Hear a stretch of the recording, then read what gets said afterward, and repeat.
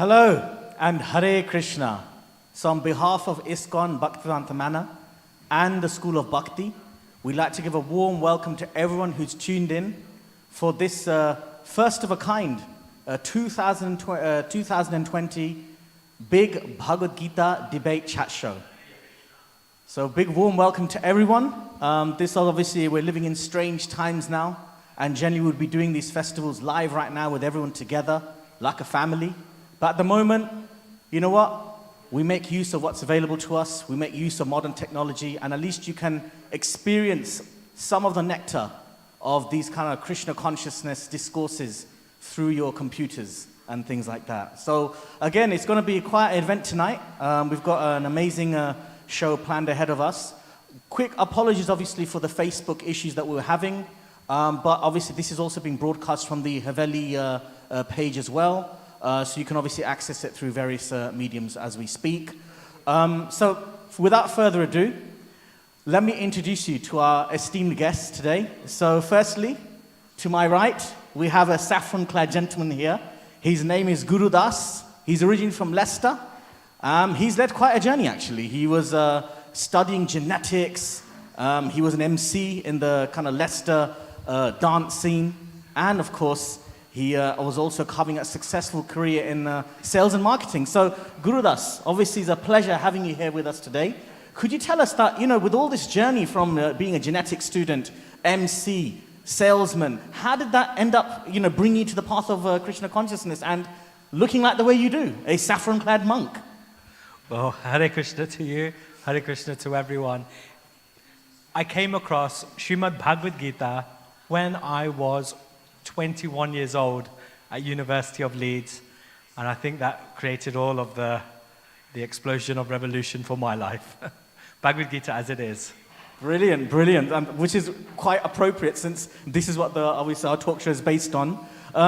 Brilliant. So obviously, if we can turn to my esteemed guest to my left, we have with us Denise O'Dwyer. So Denise, of course, is also had a very interesting life. She's not far from where I live. I'm based in Dunstable. Denise is based in Berkhamsted.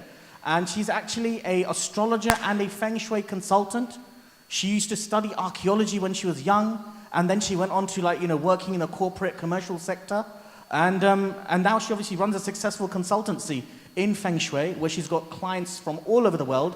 Again, Denise, please tell us how you went from archaeology student, I believe you're from up north originally, right? Yorkshire. Yeah, well, first of all, thank you, Nish, for asking me to come here. I'm really, really honoured, actually, and feel very honoured to be on this stage today. And yeah, so I'm from Rochdale originally. So it's a long way from Rochdale to studying feng shui. But I went through a kind of circuitous route, went to university, studied classics, archaeology, then went into sales and marketing, and from there had the opportunity to pursue what I was always interested in. I dabbled in astrology and feng shui for a long time, and I got to the point where I had the possibility to go and study, and that was it. Wow, fantastic. And so obviously Denise, she spends her life now actually guiding people, giving them health, wealth, happiness through her professional advice and consultations. So again, pleasure having you with us today for this Bhagavad Gita talk show. And finally, we have a guest with us, His Grace Shesha Das. So Shesha is actually a local boy, not far from the manor, based in Watford. In fact, you could say he's a local boy in many respects, because he's actually born in the whole Krishna conscious tradition, but you could say practicing at least in terms of denomination, but really took to it when he kind of joined university studying mathematics. Shesha was obviously known for his analytical thinking and his skills, and that kind of spurred him on to find out not just about the laws governing the physical world, but what about the laws governing the metaphysical world? And that brought him to the world of Bhagavad Gita. So Shesha, again, pleasure having you with us today. Could you tell us a bit about your journey? Hare Krishna. Yeah, thank you so much for having me on this talk show. Yeah, I think when I was at university, that's a time when I was questioning a lot of life. I was thinking about my future. I was thinking, what is life really about? And I came in contact with many of the devotees and also many amazing books like the Bhagavad Gita. And through their guidance, I got a little bit deeper and deeper into my understanding. And from there, my spiritual journey spiraled on and on like that. Fantastic. Well, again, a big pleasure, a great privilege to have all of you here with us today. Before we continue, I think it's also maybe good to actually give a heads up to our background crew that's been working tirelessly with us here. So we've got here, of course, our main cameraman, Rahul Prabhu, and of course, Shashi Prabhu. Rahul Prabhu, would you like to just swivel around just to show us what's going on, the crew behind the scenes? So whichever way you want to go. Okay, go. I think there's restrictions on how you can go. Okay, we've got here Jiten Prabhu, we've got Shashi Prabhu, we've got there Alpesh Prabhu, and of course we've got Jiten Prabhu. I don't know if you can go up, but up there we've got also Prem Prabhu and Charmi. Charmi is actually the one who actually conceived of this idea of having this Bhagavad Gita, Gita Jayanti talk show. So that's fantastic. So yeah, Rahul Prabhu, if you want to bring it back to us lot here. Thank you. So yeah, fantastic. So we'll probably give them a big heads up at the end of the show as well, just to kind of show our thanks, because a lot of preparation goes into this. And I guess without further ado, we should get started. This is an amazing opportunity, actually. As mentioned, this is the first of its kind. And just so you know, next week, Friday, is actually special for two reasons. One of them, as you know, is 25th December, Christmas Day, of course. I'm sure you'll be spending it with your loved ones and family. It's also the day when the Bhagavad Gita, this ancient scripture, was actually spoken by Krishna to Arjuna 5,000 years ago on an ancient battlefield called Kurukshetra, which still exists to this day. Literally about 80 miles north of Delhi in North India, right? You can still visit to this day. So to celebrate that special occasion, we're actually having this Bhagavad Gita Jayanti talk show. And the whole purpose of this is to show the relevance, the contemporary relevance of the Bhagavad Gita, not just in terms of the spiritual sense, but in terms of our lifestyle, in terms of how we lead our lives, and how we deal with the contemporary issues. So on that note, today's talk show is going to be based on 3 topics.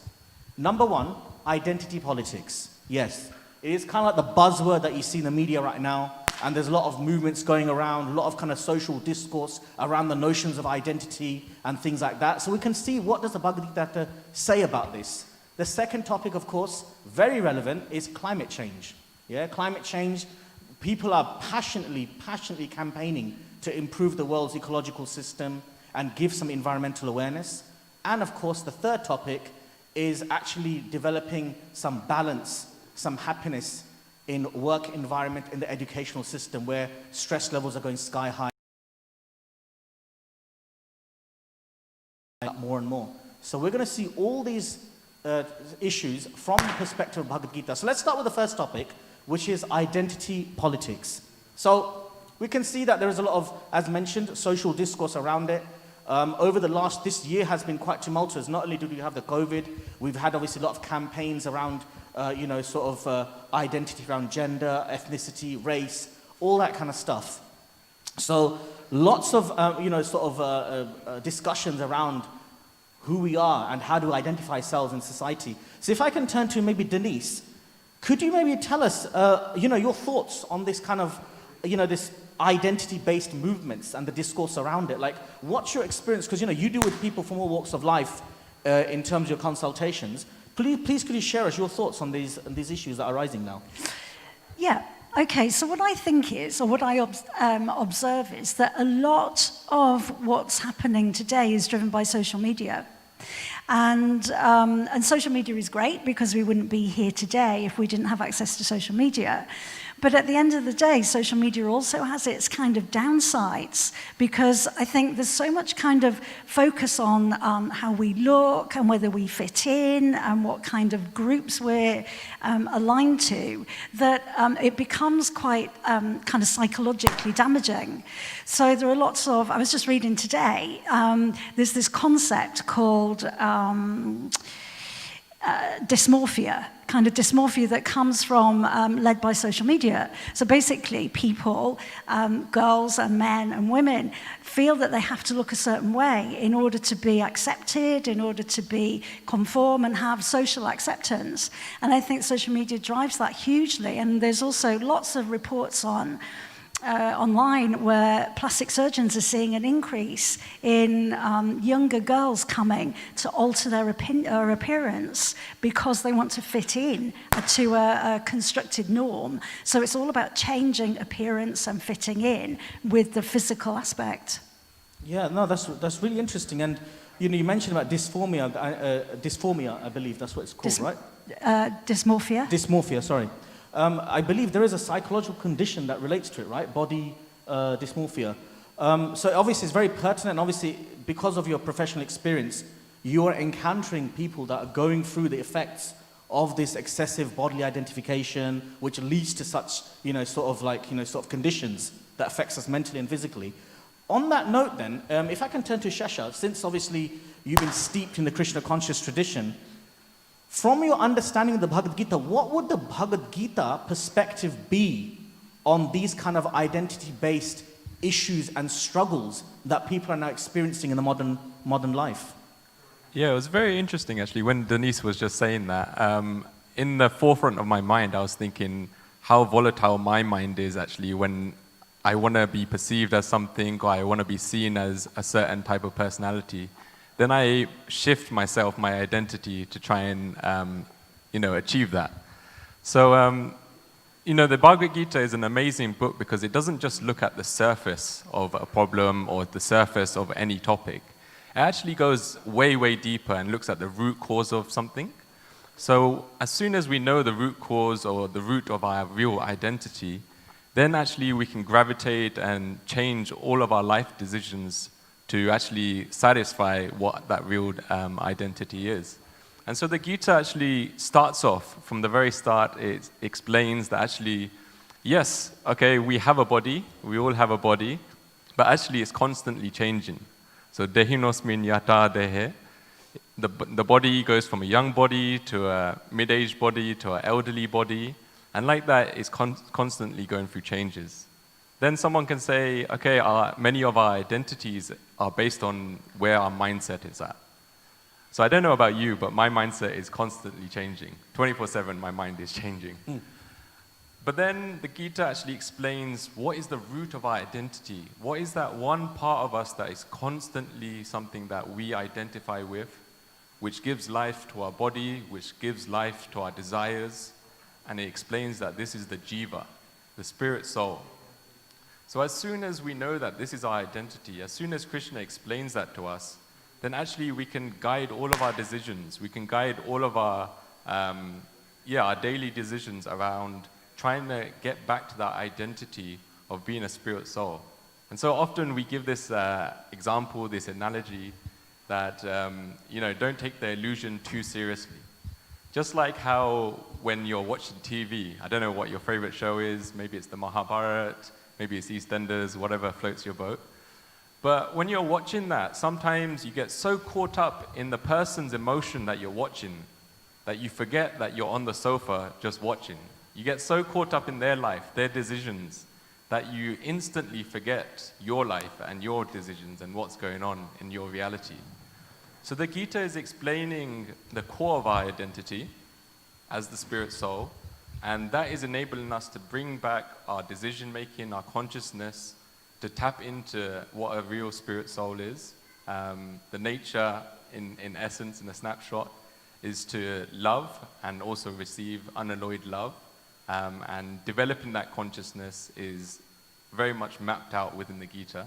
But I'm sure we will elaborate on that throughout the session. If I may say thank you, obviously, thank you very much, Shesha, for that understanding. You've gave a very strong, kind of scriptural understanding of the Bhagavad Gita about identity. But if I may just play, devil's advocate here, right? It's very, I guess one can say intellectually, spiritually, one can say this, that yes, we actually have a kind of identity that is not based on the material vagaries of life, of going through the changes in our body from, youth to old age and all the trauma that comes with it, which obviously, as Denise kind of reflected, a lot of people experiencing in their lives. But in practically speaking, right, can one really divorce themselves from the material bodily conditions of life and just focus on, just focusing on that kind of eternal spiritual identity, especially when you're living in the modern world, in modern society. You're not some kind of Himalayan yogi, sort of up in some mountain, completely separate from society. You're living in the here and now, paying the mortgages, paying the bills, having to do with all the friendships and social things that go on and the pressures. So if I may, just, obviously thank you for that kind of, you giving the absolute understanding, but maybe we can turn to Gurudas. You are obviously a monk, so you've kind of taken that defiant step to kind of divorce yourself, at least trying to divorce yourself from the bodily conditions. But how would you suggest for people like us living in the modern world, how we can practically apply this understanding of just focusing on the spiritual aspect without the material aspect? Can we? It's a very wonderful question. I think we have to see that Sastra and Scripture is practical, but how to now live that. Srila Prabhupada says very nicely, because we're talking about right now about the human society and its confusion. Srila Prabhupada says, at present, human society is being misled by leaders who are blind. They don't know the aim and objective of human life, which is self-realization and the re-establishment of our lost relationship with the Supreme Personality of Godhead. So for sure it is about self-realization and self-realizing to understand we're a spirit soul. But now we're in this mortal world. Do we ignore the world? This is a very, very important question now that also Arjuna is also asking in Bhagavad Gita. Arjuna is bringing up the point that, well, can I not just go into the forest and, like you say, go to maybe the Himalayas? Krishna says, you become spiritual, but you carry on doing your duty according to your psychophysical nature. You're a soldier, you're a warrior, so you fight. Psychophysical nature, okay, that's an interesting concept that you just raised there. Could you tell us a bit about what exactly that means? Well, it's definitely a long word, and it's yes. So the world is made out of, as we know, matter, earth, water, fire, air, ether. But there is also subtle matter, mind, intelligence, and false ego. So the soul right now that is in this world is covered with two bodies. One, the physical, material, gross body, and a subtle body. That subtle body, the mind, intelligence, false ego, that's carrying the soul from one body to the next. And that subtle body, you could really say, is our psychophysical nature. So Arjuna, he was a warrior. So that's one class of person. In the Bhagavatam, it's explaining that there are 4 particular varnas. There are laborers who are very good with their hands and art like that. Then there are Vaishyas, farmers, bankers, good with money. Then there is the Kshatriya class, managers, soldiers, and there's a Brahmana class who are into spiritual guidance and spiritual literature. So if we recognize particularly what's our psychophysical nature and then engage that in Krishna consciousness, then one will come to the real identity to understand that they are actually a servant of Krishna and they can do their spirituality at the same time while also being their temporary self. Thank you very much. Okay, that kind of sheds a bit more light on this issue. If I may just kind of ping pong back to Shesha here. Now, obviously, you gave the kind of this scriptural perspective that, okay, we focus on the eternal identity. Now, Gurudas here is saying that, yes, that is the ultimate goal, but we have to also attend to our, what you call, psychophysical nature, right? Is there anything you want to add on to that in terms of, from your study of the Bhagavad Gita, that how we can actually amalgamate our bodily needs with the spiritual goal?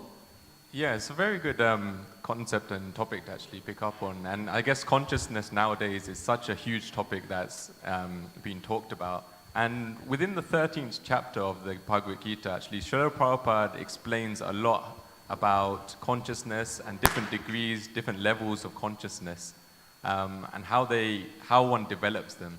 So he starts off with, this concept is actually called the Panchakosha. So the first stage is actually called Anandamai.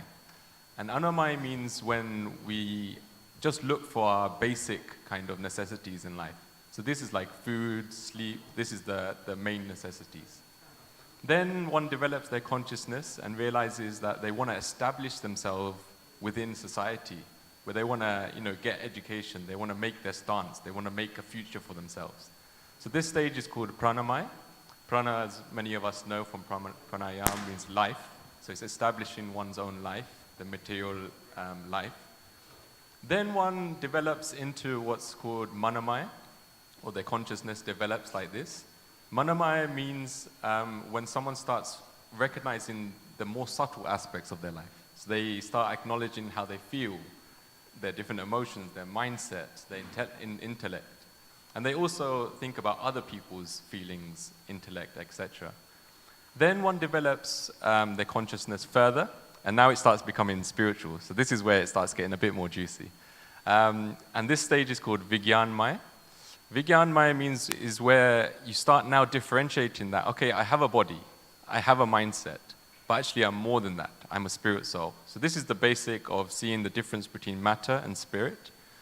And then the ultimate stage is called Anandamai. Anandamai is where one actually, in all of their activities, they think of themselves as a servant of the Lord, a servant of Krishna. They think of their relationships with others as a service to others. And in that way, they try and exhibit love to others, and also their life is nourished by the love from others. So it's very detailed. It's within the 13th chapter, and it's something that's crucial to guide our lives and our consciousness and development of consciousness. Well, thank you very much, Shesha. I think you've actually, when you're talking about this what you call Panchakosha from the 13th chapter of the Bhagavad Gita, one can actually see that it's very akin to a lot of the modern kind of psychological theories that talk about, the needs of a human being. Especially one theory that's coming to mind is Maslow's hierarchy of needs. For those who obviously are acquainted with psychological theories will identify with this as well. The whole point of our basic needs leading to more refined needs, ultimately leading to what we call self-actualization in the psychological world. Of course, in spirituality, one can refer to self-realization.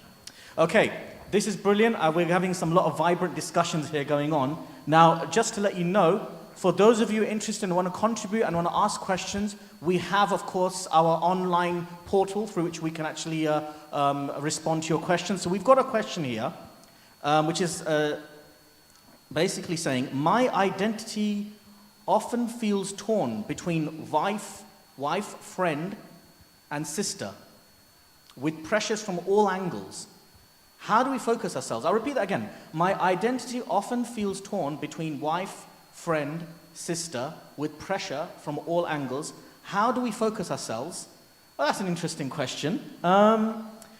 Okay, so maybe we can share some thoughts. Maybe Denise, would you like to maybe give your kind of thoughts on that from your own perspective as a budding spiritual practitioner? I mean, I do think it's a very interesting question. But the point is, we are all those things. So it's not we're a sister, we're a wife, we're a mother, we're a daughter, we're everything. And it's about realizing and accepting that we're made up of all those components and being able to live in balance with those things. Yeah, thank you. Yeah, thank you very much. Obviously, Gurudas, again, I thought it's interesting to get your perspective because in one sense, you're kind of on that path of the fast-track path of divorcing yourself from these bodily identities of being son, father. At least that's what it seems like from when one sees a monk. But maybe what's your thoughts on that? How we can reconcile these different aspects of our identity? Srila Prabhupada, he says that if one loves Krishna, one even loves a small ant. From that, we can understand that if we know how to love Krishna, we will naturally have respect for every single living entity. Now, regarding family and friends, this can be a little bit of a tough one because there may be different expectations and we may not know how much to give ourselves and at the same time have our own needs met. What I'm finding very interesting is that if we have good spiritual practice, the super soul can guide also from within. The general, we would say in Krishna consciousness, is follow Guru, Sadhu, and Sastra. That gives us a good explanation how to deal with everyone. Could you when you say Guru, Sadhu, Sastra, Could you just give us the English for that? I can, sure. So to follow the guidance of the spiritual master, the spiritual practitioners, the devotees, and the scriptures, they all give guidance how to be a good wife, how to be a good husband, friend, so forth. But in life, we won't always be, or every single question won't get answers for in every situation. That's why we need also guidance of the super soul. How to get also guidance of the super soul depends on also how good your spiritual practice is. That's why I recommend, life is very tough. So if you're going to face the day, first get a good concentrated spiritual practice in, whether it be 1 hour of mantra meditation, chanting, reading the scriptures. That really helps. And just on a side point, it is good to have our reasonable boundaries and self-respect. When we have reasonable boundaries and self-respect, we're not distancing ourselves from others. In fact, we're protecting ourselves so we can be in our full potential of love. So that's also important too, on a practical point. Oh, thank you very much. I think that, there's obviously a lot of things coming out here, the whole notion of balancing our material needs with the spiritual needs, and knowing that it's actually a gradual process. One cannot just kind of leap up to the spiritual goal, but actually, gradually, work our way up as according to the Panchakosha, kind of like, hierarchy of needs-based paradigm that you obviously presented for us. I'm just going to see if there's any other questions that are coming up. Okay, right, some of you have lived both as a brahmachari and now living in the outside world. How do you deal with this in regards to your different identities? Okay, so I guess that's really referring to, well, that could be two of us here, because, just for those of you who don't know, a brahmachari is basically the Sanskrit term for a monk. So we have here, obviously, a current living monk with us, Gurudas. Obviously, Denise, is not a monk. She's a householder lady practicing Krishna consciousness. I was a monk, for those of you who may know, and obviously Shesha here was also a monk. So maybe, Shesha, you have to finish this section in about a minute or so. Could you maybe give us some insight in how you deal with these different aspects of your identity, going from monk to household professional that you are now? Yeah, I think definitely as different stages in our life go on, as we saw from the Panchakosha, our consciousness develops, and even within our own life, in our spiritual practices, we go through different phases and different parts of life. I think something that's very key, which gives us a lot of spiritual support and nourishment, is actually the association of devotees. Even though we may have such high philosophy, all the different aspects of the books, the different concepts are readily available to us. But the association of devotees gives us a really, really almost like a pathway to follow. And when we take that very seriously, when we take the guidance of different devotees who have walked that path very seriously, then in one sense it makes it easier for us, and it also gives us a higher shelter to also take guidance under. So that's one thing that really helped me. It is a very life-changing transition, as you know as well. But yeah, the association of devotees and keeping that regular, taking it seriously, and making sure that you prioritize that in your life makes everything, any life-changing decision, a lot easier. Okay, thank you very much. I don't know if you guys heard that on the online, but there's a massive kind of like bang going on.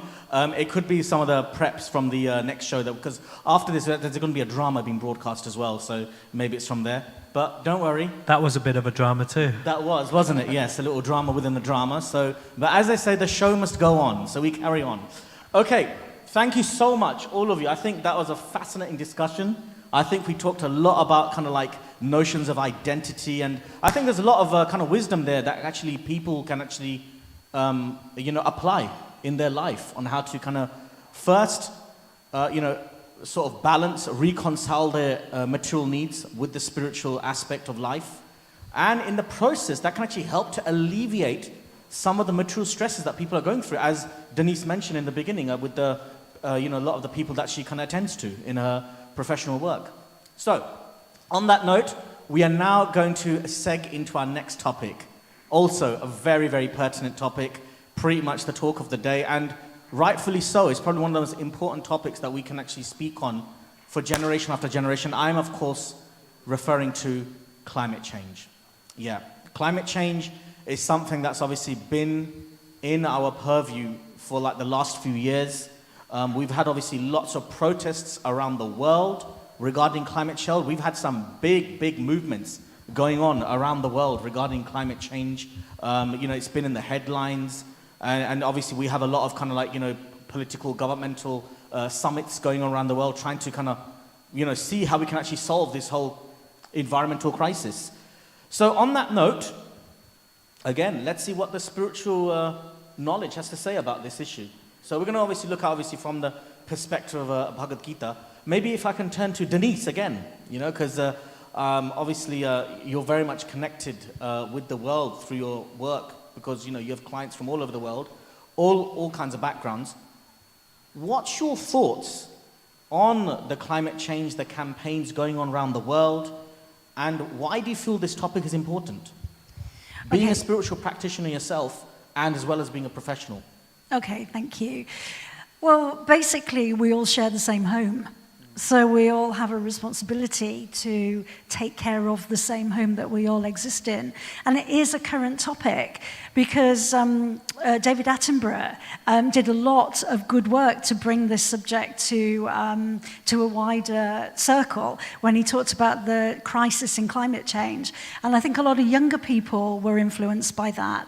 And you can see it kind of on a, we can take a personal approach to taking care of climate change by, for example, lots of people are now choosing to eat a vegetarian or plant-based diet because they know it's more of an ecological choice. And you only need to go into any supermarket and see the array of plant-based options. And the supermarkets don't sell them because they think it's a good idea. They sell them because they know there is a demand for them. So I think that the consciousness is changing across different sectors of society are having a consciousness change around the subject of climate change.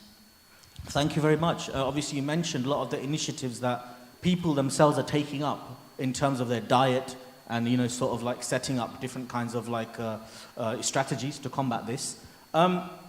Okay, again, I'm going to play the devil's advocate here, and I'll hand this over to Shesha to see his response. Okay, the last topic you mentioned about, obviously, Gurudas and Shesha, both of you talked about, yes, we've got a spiritual goal, we've got the bodily needs as well, balancing them for our own benefit. Now, you talked about the spiritual goal in the last topic. In this respect, whatever happens to the world, if we're spiritual seekers, our goal should be the spiritual goal. Why would you bother expending so much energy and effort as a spiritualist? Because, we're all aware that Krishna consciousness tradition, the Krishna conscious society, does a lot of work for environmentalism, right? As you know, you've been part of it yourself. Why? Why would you do it? Because it's doesn't seem to have any personal benefit for you in terms of your spiritual benefit. Wouldn't it be better to just focus on your spiritual goal instead of worrying about what's going around us? You live once, right? So then if you live once, why don't you just put all that aside and just focus on your spiritual goal, which you mentioned in the previous topic? Yeah, it's a very interesting question actually to pose. We could think of it in a way that we only live for a short period of time, but then you can also think, what am I leaving for my children or my children's children or the generations after? And even further beyond that, whatever exploitation we do today or in this life, at some point it will come back to us. So the Gita talks in great lengths about the topic of karma, and Arjuna is trying to understand karma. And Krishna very much is explaining to him that even some of the most beautiful things in this world are just a small spark of his energy, a small spark of his splendor. So that in that way, we're trying to understand how to actually interact with people, how to interact with the world, just because it's actually Krishna's energy. This is something that's very important, very dear to the devotees' hearts, that yes, okay, we're trying to get back to the spiritual reality, but let's do it in a way that's sustainable for the next generations. Let's do it in a way that's exemplary for the next generations as well. Because if we exploit now, then at some point also we may have a lack of resources due to that karmic reaction. So I know for myself, like from living at the manor, we also have the farm at the back of the manor. And also I was in the Govardhan eco-village in India, in Mumbai, which is a self-sustainable complex, a massive complex. And yeah, it makes you appreciate very much Mother Nature. It makes you appreciate Krishna's energy a lot more and respect it and use it or utilize it in the proper manner. So we're not the type that are saying, okay, let me just focus on myself and, the whole world is actually, completely void. Let's not pay any attention to the world. We're not also the type that is trying to romanticize the world and say that it's incredible and, everything's going perfectly fine. As Krishna conscious devotees, we're trying to utilize everything that Krishna has given us, including his resources, including his, his energies, Mother Nature. And like that, we don't want to accrue any what's called akarma in the Bhagavad Gita. So we don't want to get any bad reactions. We don't want to enforce bad reactions upon others. And at the same time, we want to also spiritually advance. So they go hand in hand. Okay, interesting. You're talking about the fact that we want to dovetail our resources, for a spiritual goal, and at the same time making this society a better place for the future generations. You obviously bring in the notion of karma. Again, that's obviously, I guess, that in itself could be a separate discussion on how does one reconcile these kind of metaphysical notions with the current kind of like mood of, logical positivism. But putting that aside, I want to actually know though, that it's all well and good again to say this as an idea, but how does one practically apply this? Is there any kind, you mentioned obviously a couple of initiatives like the Govardhan Eco Village that obviously they're doing at the moment in India, where they're trying to, lead an ecologically friendly lifestyle with a spiritual goal. But maybe, I don't know, Gurudas, as a monk, from your perspective, is there anything else that we can practically adopt or apply in our lifestyle to kind of like, lead a more ecologically friendly lifestyle, but also very spiritualized as well? Yeah, sure. Thank you. Sesha Prabhu brought up a lot of points of also helping the future generations. I'm going to give maybe a slight different emphasis as well, that this spiritual life is the main thing. Going to the spiritual world is our main destination. This whole material world is actually going to be annihilated anyway. As one could think, then what's the point of doing anything with this mortal world? Actually, the climate will go so high at one point, and then the whole universe will disappear. But one of the reasons to take care of this earth is to develop some respect. As one develops respect, one is able to then promote their own spiritual life in the proper way. Sri Chaitanya Mahaprabhu, Krishna himself disguised as a devotee, he said, Chunadapi sunichana, daroabi sahisnuna, amanina manadena, kirtana sadahari. One should chant in being humble, tolerant as a tree, devoid of false prestige, and ready to offer full respect to others. In such a state of mind, one can chant the holy names of the Lord constantly. So, yes, spiritual life is our main thing. We're saying that let's live now more in the country. Actually, whether you live in the concrete world or live in the countryside, actually these neither are our actual homes. But when we have respect for the environment, when we have respect for other fellow beings, when we then live in such a way which is called mode of goodness, then our spiritual life skyrockets. I'll just finish on this point, that if you have a plane and it's going to go off on the runway, now the runway is the best for it to fly off. If you have it in the jungle, it's going to be very, very difficult for a plane going off. If it's on the M1, it's going to be very, very difficult. The ideal is a nice, clean runway. So, same way, if you have a nice environment, a nice countryside, nice respect for nature, mode of goodness yourself. These are Brahminical qualities which are not the goal itself, but they will help spiritual life skyrocket. So I think it's a natural thing that will happen if one is actually Krishna conscious and conscious in the right way. Naturally, he will take care of the environment. Well, thank you very much. Please post your questions. Please post them. We will be looking at the online question as well. I have something to say on that, though. Just a thought that, both of you actually, Shesha and Gurudas, you're mentioning based on the observation that Denise made, that you can actually be spiritual at the same time have a materially harmonious lifestyle with the environment, because that will actually help you in your spiritual life. The way in which, again, if I was to play devil's advocate here, the way and the rate at which the world is being degraded at the moment, right?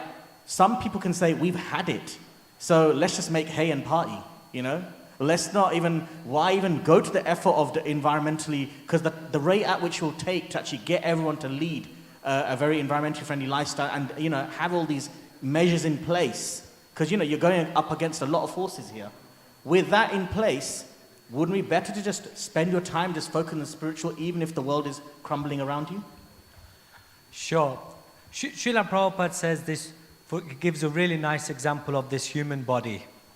He says, make the best out of a bad bargain. This body is going to go through birth, old age, disease, death. However, we can make the best out of it. So, yes, the world may be going to pots, but we don't need to go to pots. Thank you. Thank you very much. The questions are coming in. Right. Okay, we have a question here. Wow, there's actually quite a few. So let's see. Right. Okay. First question. This is a general question, plus we've got ones that are kind of specific as well. General question is, how does meat eating relate to collective karma? Okay, so Shesha, you obviously mentioned the concept of karma. You talked about bad karma, good karma, and potentially how even on a mature level, when we create good karma, bad karma for ourselves, that will affect our spiritual progress. Could you respond to this? How would meat eating relate to collective karma? How can it actually affect the collective karma of the world? Yeah, so obviously we try to follow the principles of ahimsa, where we're not exhibiting any pressure or any harm to other living entities, no matter how big or how small they are. Unfortunately, many people do only see an animal or some other living entities as their own enjoyment. So deeper than actually just the activity, it's the mindset, the consciousness, that actually I am here to enjoy, and even if it's at your extent, so be it. So this is something that's unfortunately very prominent in many places. And yeah, definitely, even when you do some small activity to someone, for example, if I push Nishkinchana, then he may push me back. So we can see there's an action, there's a reaction as well. And every single religion, every single philosophy looks at this as well. And definitely when there's a group that does something, it's not so black and white that you can say that one reaction causes another reaction. But collective karma, a group can get karma in different ways. But for certain, these higher laws, these higher natures, give someone what they deserve in a manner that they're meant to learn from it. It's not just something that's meant to be cruel. It's not something that's meant to be just like a harsh punishment. But it's something that's meant to help someone to learn that actually this is something unnatural, this is something that's destructive, this is something that gives dissatisfaction to my heart. And so we as devotees are learning from others that, the consequences of this. And yeah, if it continues, unfortunately for many people, they will have to go through collective karma due to these habits. Thank you. No, thank you very much. Well, it's interesting because actually there's a question here. This is from Janavi Patel. She's actually asking that in your opinion, and I think this is general for everyone here, in your opinion, based on what you just said here, why do you think that the majority of the population prefer to eat meat even though it's bad for the environment? Okay, so there's a lot of data right now coming out that actually meat eating is not so conducive for the environment. Okay, I want to actually pose this to two of you. I want to actually pose this to Denise, because I want to actually know from your kind of sort of professional social opinion on this issue, and also from Gurudas as well. So what's your thoughts on this? Why do you think that the majority of the population prefer to eat meat, even though it seems to be bad for the environment? I think because it's a cultural thing. I think what becomes the cultural norm doesn't always get questioned. And I think it's because unless you encounter some ideas that change your thinking, that kind of cultural habit will just continue. So there are some parts of the world where they would eat things that, here we would just not consider them to be food. And that's a cultural thing. And equally, we some of us have been brought up culturally thinking that a meat-based diet was absolutely fine and normal until you encounter a different way of thinking. No, thank you, yeah. So you're obviously going by the route of that it's a cultural conditionings. And, sometimes conditionings, as I say, old habits die hard. Right? Famous saying there. Gurudas, what's your thoughts on this? Thank you. Well, we should see that we should not be surprised to see criminals in a prison. This material world is explained as a prison, and if we see criminality and criminal mentality, you're in a prison. It's not supposed to be surprising. And not only are we in this material ocean, we're in the age of Kali, the ocean of faults. So in the ocean of faults, it's expected that living entities are going to operate in a very destructive way. So particularly, there are 4 pillars. There are 4 pillars of sin. You could call them 4 pillars which really degrade the enlightenment of a soul. That is, it loses its compassion, loses its austerity and patience, inner cleanliness and truthfulness. So killing animals, it really removes that merciful behavior. So it's expected in the age of Kali for people to become merciless. But there's good news. Hare Krishna. Very nice, yes. Hare Krishna, of course, is the sacred syllables of the mantra, part of the mantra meditation process that, we all practice in the Krishna consciousness tradition. It's interesting, Gurudas, you mentioned the whole notion of the age of Kali. So there's actually a question specifically for you. This is from Cam Palmer. And he's asking, is there a relationship between a natural change in climate to a change in the yugas? Yugas meaning the different ages, like you mentioned Kali, which is this age of degradation that we're kind of experiencing right now. And as we all know in the Bhagavad Gita, they talk about these different age cycles.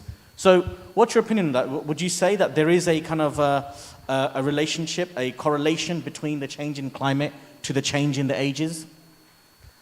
Yes, I don't know so much about this topic of what it was like in natural disasters in other ages. But what I do know is in other ages, the demonic, or you could say the bad mentality people, they'll be living on different planets from the good persons. Then the other age, they lived in the same country, the same planet. Like we hear Hanuman on one planet, Ravan on another planet. And then we see Vasudev, Devki in Dwarpa Yuga, and the same family, Kamsa, Mama Kamsa, got such bad mentality. But in this age of Kali, the good and the bad reside within the same body. So there is definitely going to be a lot of bad reactions happening, and the accumulated bad reactions, the demigods then give punishment. And one of the punishments is called Adi Devik. And this is one of the miseries that comes to the living entities in this material world.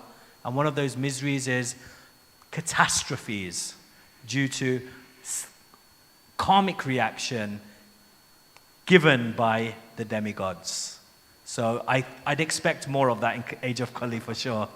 Thank you. Thank you for the heads up, as they say.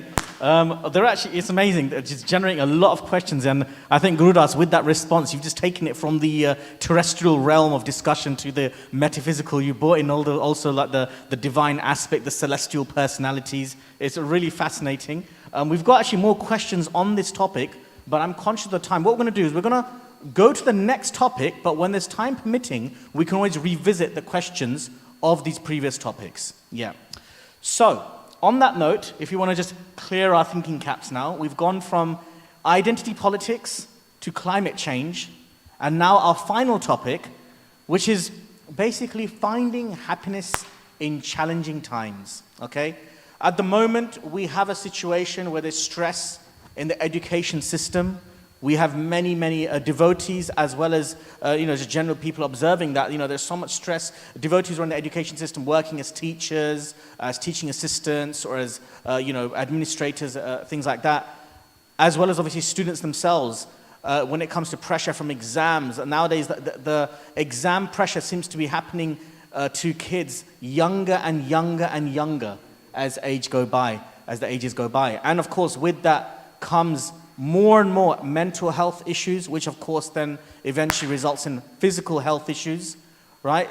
Obviously that's the education system. We've also got the work stress, filling in the quota systems, employer demands, job insecurity, all these kind of things that means that we're living in rather tense times. And obviously that's not even to mention the fact that compounding that is obviously the whole COVID situation.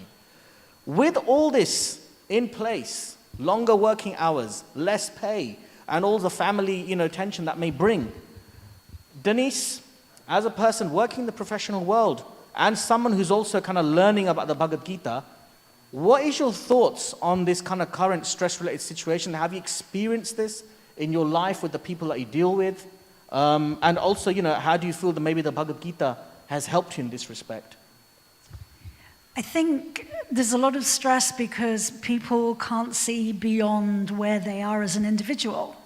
So we feel we're kind of very alone in this whole, the way that we live. And that's kind of borne out in all different ways. I was in India in March, came back here to find that there was nothing in the supermarkets. And we had no idea what had been going on really. And people were just coming from a me perspective. And it's like, I don't care about you, I only care about me. And that very kind of self-focused way of seeing life, I think really has a root of unhappiness to it. Interesting. Do you feel that obviously, with this kind of like this me mentality that is seems to be kind of increasing, let's say in society more and more, how do you feel that your foray into the teachings of Bhagavad Gita has helped you to deal with these stresses in the environment? I think, speaking personally, and having done classes with all of you, actually, over the time, I think that the change in my consciousness has been around, we're a spirit soul, we're not here just in this physical material life that we will revisit and will come back in some other form, to realize that it isn't just the here and now, that actually it's part of a much bigger journey that we're on as a process to get to another place ultimately, and that recognizing it's not just about now and it's not just about here, that there is a much bigger picture to this, and therefore we're connected to everybody and everything in a much deeper way. Thank you very much. And maybe Shesha also, get your understanding on, how the Bhagavad Gita can help us to maybe combat the stresses of life. Because this is something I guess a lot of spiritual seekers actually talk about, that, I'm reading these books, right? And I'm practicing this, this mantra meditation, this sonic theological process. But with that in place, I'm still experiencing stress. I'm still experiencing depression. I'm still experiencing mental health issues and domestic issues and all these kind of things. What's your response to that as a person raised in the Krishna conscious tradition and practically given his life to it? Yeah, it's definitely a very prominent current issue that's happening now, these stress levels that are rising. I think the more and more you actually read the Gita or come in contact with others that have read the Gita, it becomes more and more obvious that actually you need guidance to get the real understanding of it. And as soon as we get that guidance, then the verses make a lot more sense to us. And then it became a lot more obvious to me, like Denise was saying, that actually we're looking for happiness in so many external ways, in so many external places. But actually all of those happiness that we have experienced in these external facilities are very flickering, very temporary. And the Gita is constantly hinting to us that actually true happiness, true connection to Krishna is actually internal to him. Like when he says, Tesham satatam yuktanam. So he's telling Arjuna in that set of verses that actually I'm within your heart. I'm guiding you. As you come towards me with loving attitude and activities, I will reciprocate as well. So it made it a lot more obvious to my head, to my mindset, that actually it's an internal process. And even though externals may be going crazy around us, and we've all experienced it, internally we can have a lot of bliss and a lot of stability with Krishna. But, okay, I hear what you're saying. But here's the thing, this is the question here actually that relates to this. You mentioned, obviously there's a famous verse you mentioned, there's some satata yuktanam, those who constantly are devoted to serving me with love. This is what Krishna was saying to Arjuna. Then I'll give them the understanding of which they can come to me. Question which can relate to that is, why does then Krishna bring unhappiness and challenges into a devotee's life? Right? Why doesn't Krishna, okay, one thing is that there is unhappiness in the world around us. If we are approaching Krishna with love, right, even if there's unhappiness around us, why is he bringing it into our life? Why are we feeling unhappy, right? Can't Krishna make us mentally immune to the unhappiness surrounding us? What's your thoughts on that? I think sometimes seeing how Krishna acts and what he does for us is very difficult, and that's why the Devotees Association is very key in our lives. But I remember when I was around 20 years old, I was reading a small book called The Teachings of Queen Kunti. And there's some amazing verses in this book, and Srila Prabhupada is explaining that actually Queen Kunti herself was actually asking for calamities. Because through those calamities, she kept taking shelter of Krishna. And this was an interesting point that, when times are good, I myself often forget Krishna. When times are difficult, we often take shelter of him more and more. But more than that, in the purport, I remember Srila Prabhupada saying that Krishna never gives his devotee a test which he doesn't think that person can't pass. And he will empower that person to pass it. Sure, okay, in that case, thank you so much for that. You're mentioning that obviously, the whole point is that when we do experience the happiness, I guess it serves as a further impetus for us to try and transcend this material realm, to actually experience the spiritual happiness so we do not get affected by this. So it's almost like, again, coming at the whole prospect of a gradual process, requiring some patience and perseverance.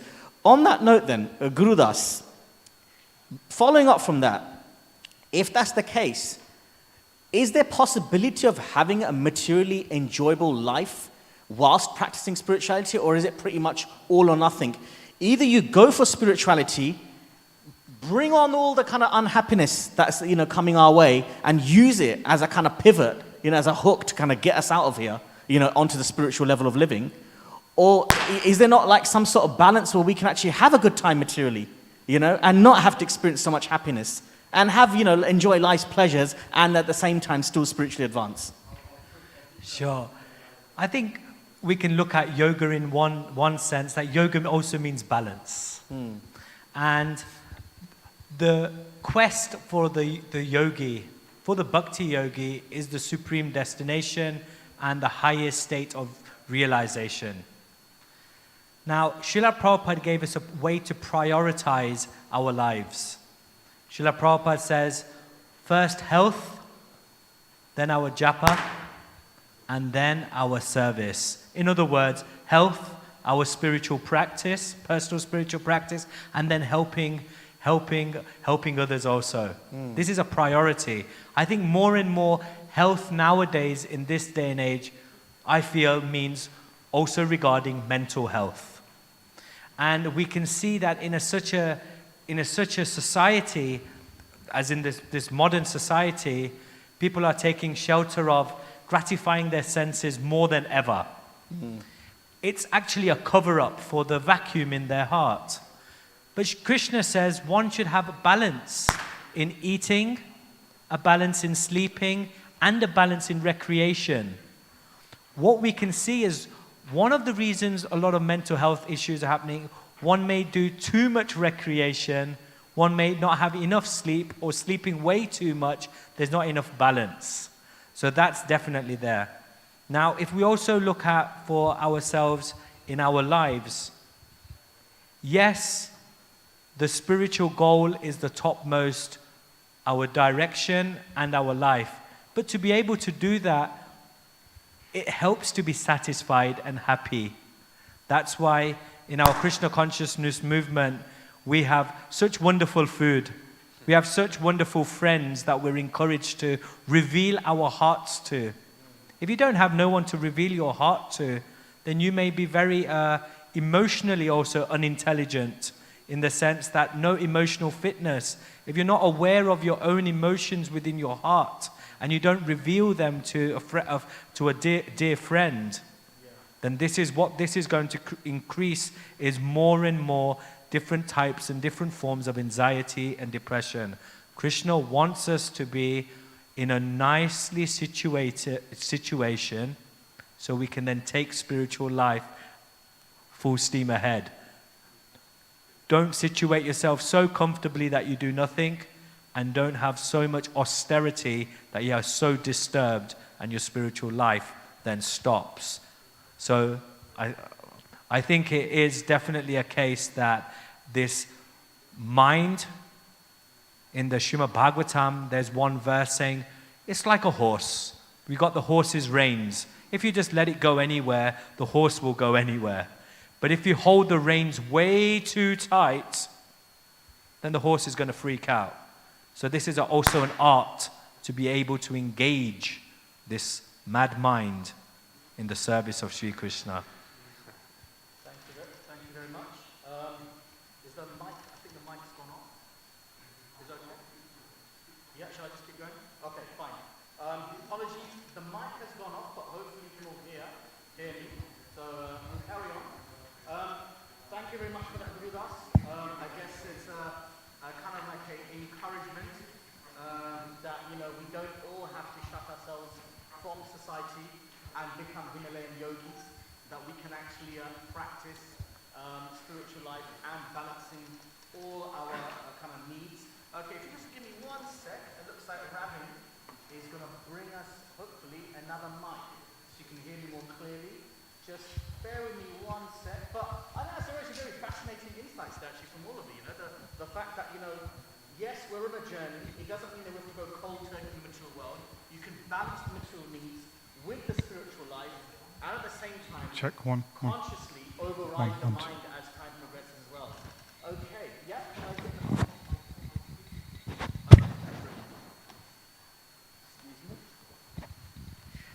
Hare Krishna? Yep. Okay, that's good. Thank you very much. Okay, so I don't know if you guys all heard that, but that was fascinating insight by Gurudas. Point being, you don't have to become a renounced yogi just yet. You got time to satisfy material desires, but in a gradual, balanced way.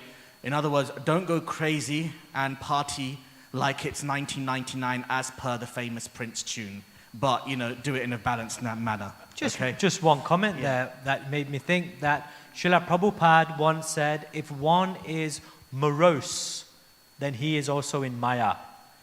If one is morose and not happy, it's also a sign that he's in illusion. So we are supposed to be happy. But if we just rely on the material energy for happiness, that then turns into, it seems as nectar at first, but then turns into poison. But self-realization can be quite tough at the start, but that actually seems like poison, but turns into nectar. Thank you. Yeah, thank you very much. All is not what it seems. I guess that's why it's good to have that kind of scriptural guidance to kind of help us in this process. So there's another question actually came up here. Denise, if I may pose it to you.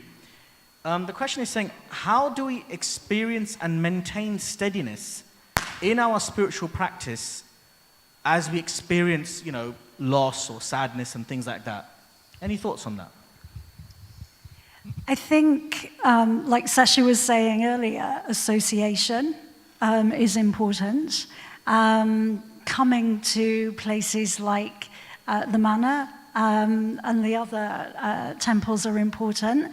And just keeping connection, I think. I'm just kind of picking up on something that Gurudas was just saying. When I work as an astrologer, a lot of people say to me, and when I say, what would you like to know? They say, I want to know my purpose in life. And so many people ask, what is my purpose? And have no way of kind of finding that out. And it's something that I hear a lot. So I think perhaps finding ways to discover that purpose in life goes some way towards helping. Thank you very much. I think you touched on a few points here, and that kind of relates to the next question, actually. It seems like from a lot of the insights that you're giving, there is definitely a great deal of, letting go, of a kind of surrendering to this kind of higher process in life. So on that note, there is a question here, and maybe I can pose this to Shekha. Okay, sorry, there's mic issues again, I think. Shall I just shout? No, yeah, sure. Sorry about this, everyone. Just bear with us one second. We are giving them too well. Naturally, there will be technical difficulties, so just bear with us.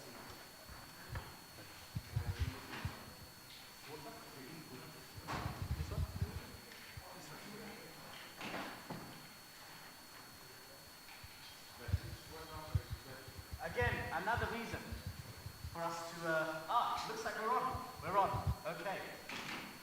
Looks like Krishna's having fun with us today. Yes.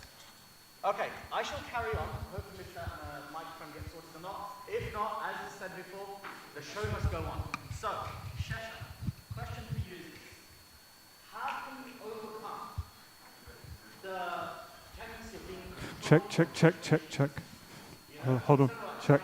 Shyam, you've got it. Can you get it on mix 9 and mix 7, please? 9 and 7? Check 1, 2. 1, 2. Yeah, very good question, actually. I think our movement is a movement of personalism, actually. So we try and interact with others personally. We try and interact with Krishna personally. So that naturally, there are certain talents, there are certain aspects of personality that Krishna has given us so that we can utilize them in our lives. And so, yes, whatever Krishna has given us, whatever the nature he's given us, we should try as much as possible to use that to be of service to others. And as soon as we can say, okay, I've done my best, then after that, we have to let go of the control. Because even if we try not to let go of control, that will frustrate us, that will make us, very almost like morose as well, because you'll just be so frustrated. So I think as much as possible, utilize whatever tendencies we have, whatever natures we have. Like you yourself, you're good at speaking, you're good at hosting, and you're using it in a very Krishna-conscious way. But beyond whatever we can do from our side, then we have to let go and leave it in Krishna's hand and let him take over and allow him to, do as his will is. And he's saying this to Arjuna again and again in the Gita as well, that do your actions, let go of the reactions of your actions, but never ever let go of doing your dutiful activities. Interesting. Okay, this is fascinating, and there's actually a lot of questions here. So a lot of them I think we've kind of covered through our discussion. I guess I don't know if this is a rhetorical question, but nonetheless, you know what? We can pose this.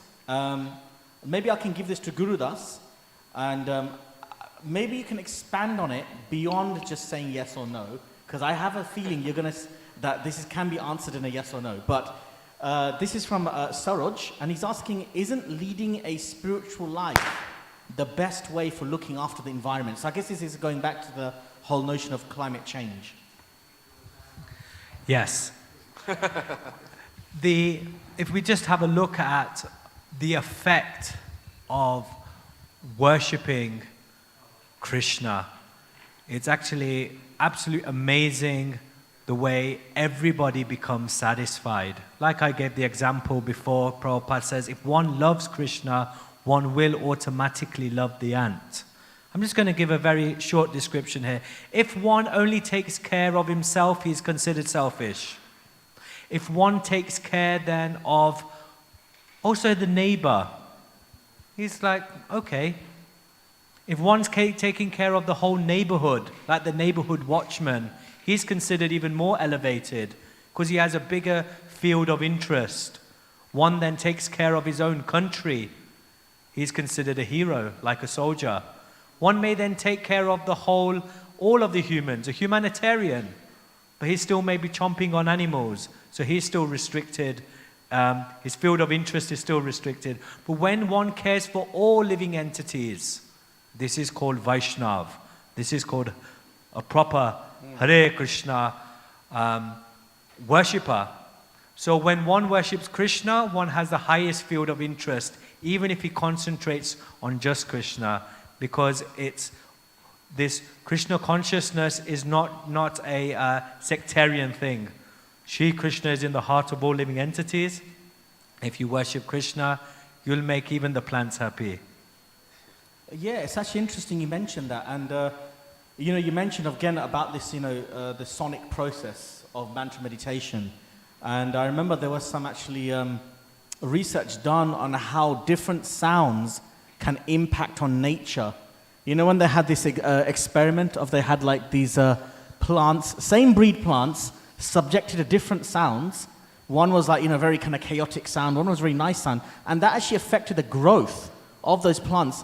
Interestingly, the Bhagavad Gita also mentions that this sonic meditation of, this Mahamantra that we practice, the Hare Krishna, Krishna Krishna, Hare Hare, Hare Rama, Rama Rama, Hare Hare. This mantric process actually affects us not just on a spiritual level, but even on a kind of like on an environmental level, on a social level, on the human consciousness, as well as on living beings and things like that. So, in one sense, it's kind of like our bedrock of our kind of all the kind of sort of process that we practice in our life. On that note, then, Shesha, going back to, and I know we're kind of coming to a finish now almost, but you mentioned in the first topic on identity politics about the Panchakosha, the 5 levels of consciousness and how they respond to different needs. Is this 5 levels of consciousness, are they discrete kind of like components, or are they? Is this like a continuous spectrum, or is it concentric? So is it discrete, continuous, or concentric? Lots of different dynamics there. Yeah.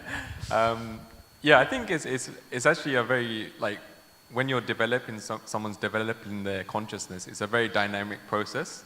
So we can actually elevate our consciousness. And at the same time, even once someone's elevated their consciousness, they can still degrade it.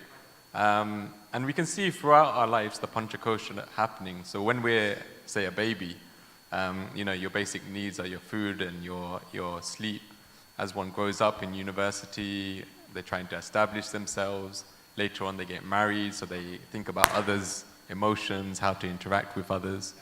And then once they come into contact with spiritual knowledge, then they can take to it further. But at the same time, we're always cautious, and the Gita is always teaching us to be cautious, that even once someone's elevated themselves to such a platform, they can still actually potentially drop down.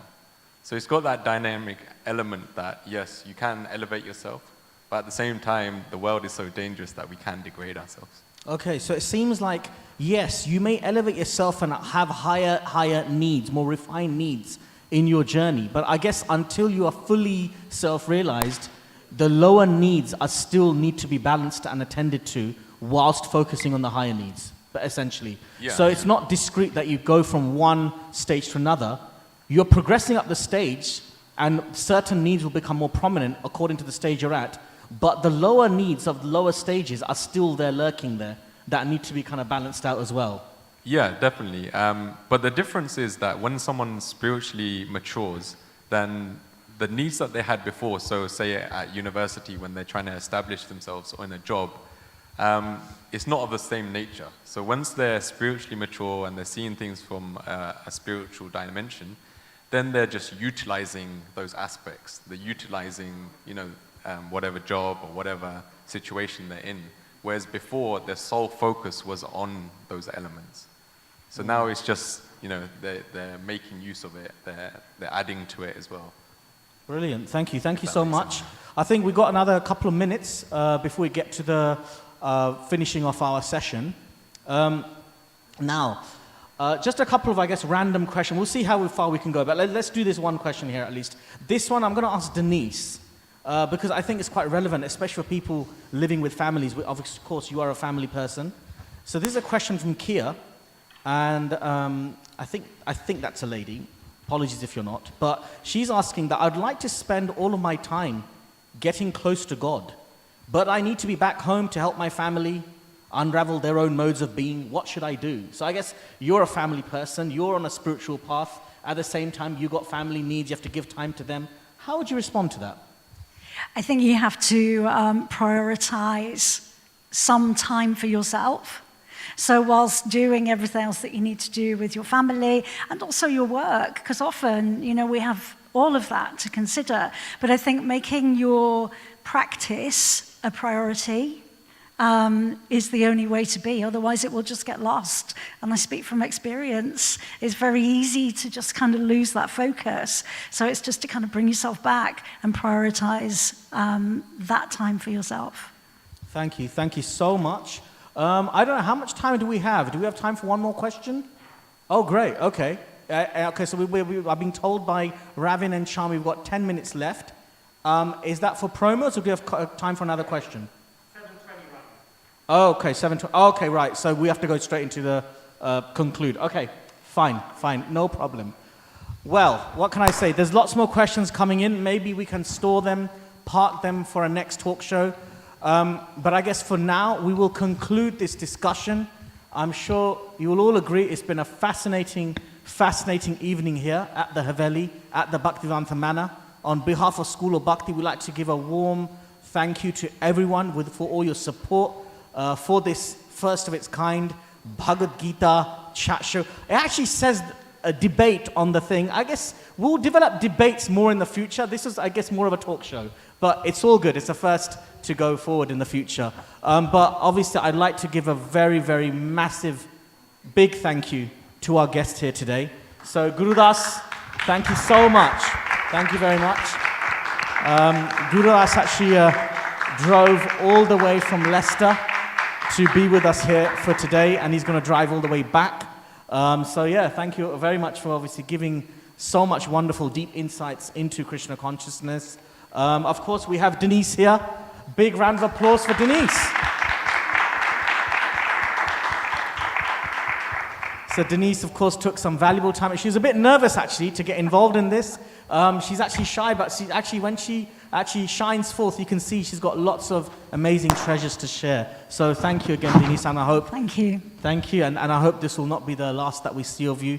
We'd like to see you more and more. And, of course, we have our veteran of talk shows, of course, with us, His Grace, Shesha Das. Big round of applause for Shesha.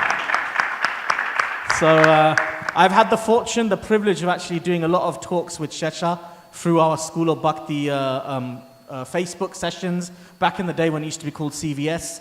And of course, recently, I'm sure you know, a few months back, we had our Dasara Diwali Festival talk at the Haveli, which of course Shesha was part of as well. So again, big round of applause for all of our participants. Hare Krishna. And of course, we also want to give a massive thank you to our crew, our filming crew. So a massive round of applause. Maybe Rahul, is it possible you can just shift a bit? Just give a little kind of like angle. We want to show, so we've got Shashi Prabhu here, who's obviously our secondary cameraman. We've got Jitan Prabhu, we've got Alpesh Prabhu, and of course we've got Ravin Prabhu here, and Jitan Prabhu, and we've got of course Charmi up there as well in the balcony, and of course our Haveli main man Prem Prem Prabhu as well. So thank you all for, and thank you for all the devotees here. Massive round of applause to all of them. It was a very, Can we get very an good applause session. for Niskinchana Chaitanya? He's the life of the party. No, no.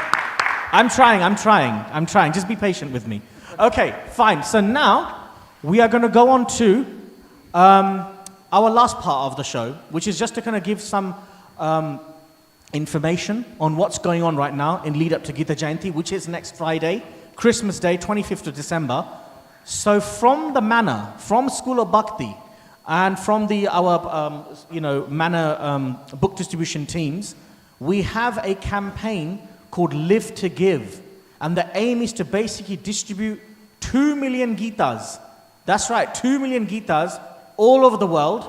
And it's part of the initiative that because every year during Christmas, we actually have devotees going around all the market centers, town centers, distributing books. But because of COVID, we're a bit limited in what we can do, but it doesn't stop us. Devotees are intrepid and they're tenacious. They'll do what that they can to actually get the Gitas out. So please take part in this campaign to distribute 2 million Gitas. Can we go to the next slide?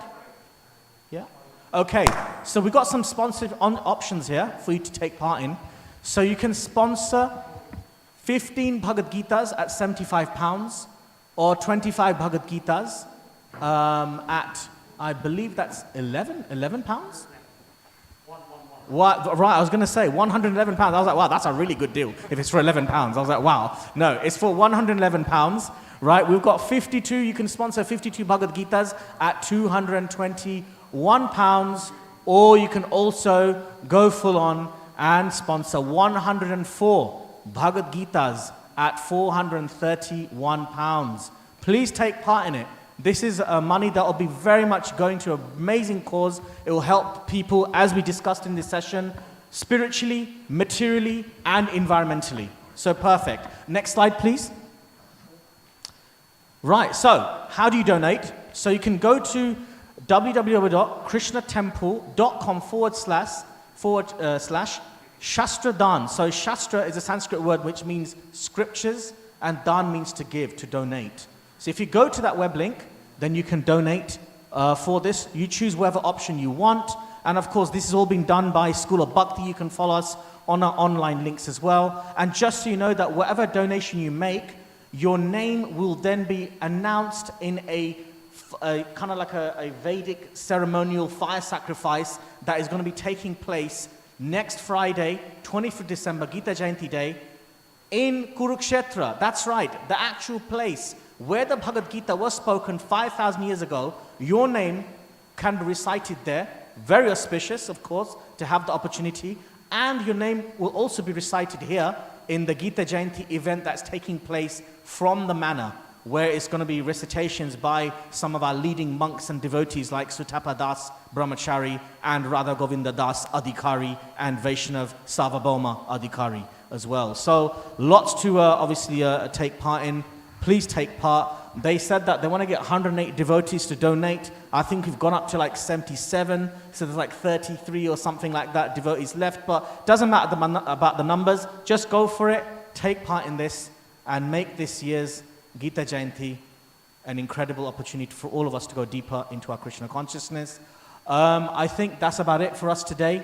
Thank you so much for having us. And I don't know, we've got about 5 minutes left. Is there any last reflections from our esteemed guests? Maybe we can hear from Gurudas Prabhu and Denise and Shesha, how you feel about this year and this year's Gita Jayanti coming up. What's your thoughts on it?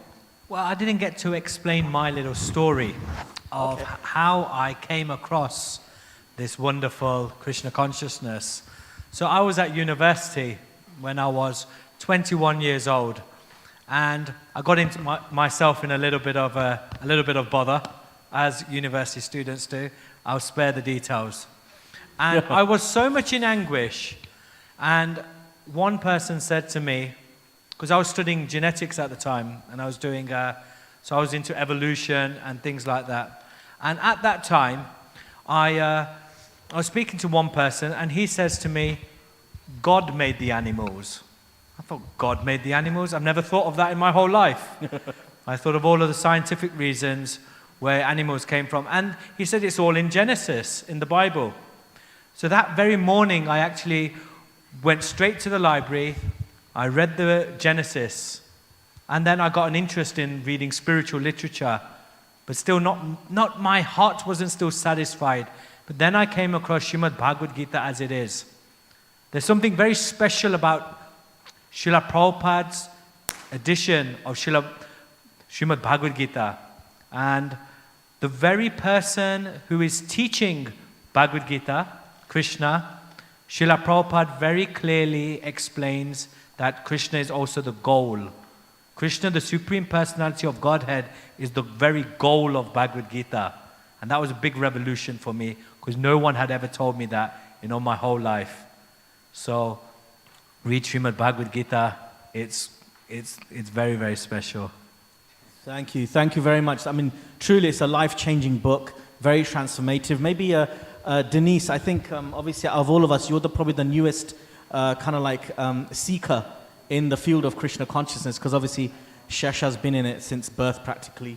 Gurudas has been in it for quite a few decades now. Maybe for yourself, how did the Bhagavad Gita impact you in your life? Because in one sense, if you're doing Feng Shui and astrology, you're kind of looking at things on a more kind of like, let's say, ethereal level. So how did the Bhagavad Gita, change things? I think for me, it gave me a completely different perspective. So I came to Krishna consciousness more fully about 3 or 4 years ago, and I did every single class that was on offer, straight out. And then it just gave me a perspective that is really helpful for me personally, but also in my work. So I share a lot of this when I work with clients. It's like, we're not just this body, we're a spirit soul. Let's have a bigger perspective on life. So it's helped me tremendously, going through life, going through challenge, and also going through good times as well, to really kind of get a perspective and get a wisdom to draw upon at the end of the day. It gives that kind of frame of reference that a lot of people don't have, sadly, yet. So, without question, it's been life-changing. Thank you. Thank you so much. I'm getting signs now from the authorities that we have to now wrap things up. Shesha, I'm sure we'll hear from you more in the future. But for now, again, a very, very, very big thank you to all of you who've tuned in from your homes or wherever you are to this year's first of its kind 2020 Bhagavad Gita Jayanti talk show from the Bhaktivedanta Manor and School of Bhakti. Big round of applause.